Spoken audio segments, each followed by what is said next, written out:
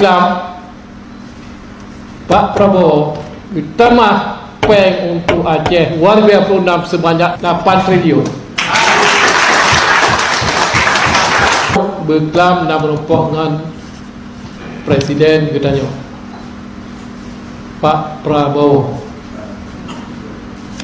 lebih kurang lejem marit watek sepatah lejemnya lu pegah mandup ke Aceh kena lu gina pimpinan Aceh bundupur mandum puyang rol laki ronyo jalan sawah infrastruktur banjir pegat sekolah SMK rumah sakit regional Kuala Indi proyek APBA Aceh hebat. Berkelam Pak Prabowo ditambah peng untuk Aceh warga Perundang sebanyak 8 triliun dan gejuk dana hibah 2 triliun untuk mantan kombatan. Bandung Kuala yang ada di Aceh tetap tak benahi. Takrok, Kapugat, Kuala akan dipegat TPI, Kostorin dan Gudang. Terowongan rute akan dipercepat 2 akhir 2024 siap.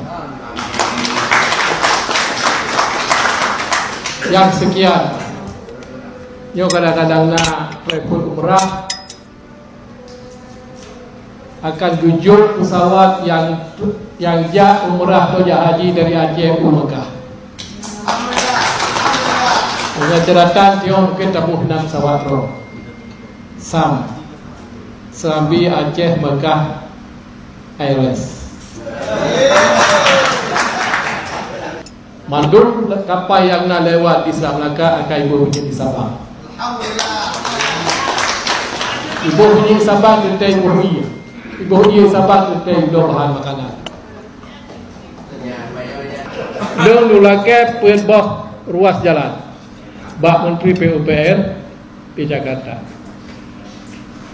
Termasuk jalan Dro Sabah, jalan Langkahan dan jalan di Payabaku. Plus jalan Senggolan sampai ke Kota Jane dan Pulau Le sampai ke Genau Pinding yang keput dalam Pamu sampai ke Gempang.